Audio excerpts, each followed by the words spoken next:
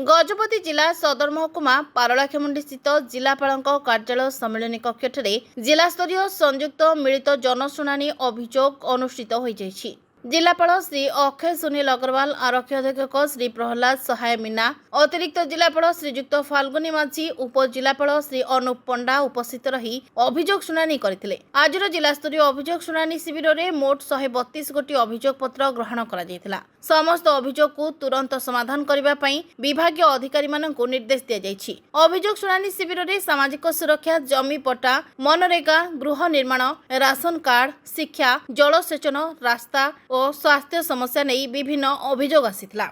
Bureau report, rainbow media. Please watch current updates in rainbow media. Subscribe our channel in YouTube. Follow us in Meta. For fresh updates, visit our web page www.rainbowadisha.com.in.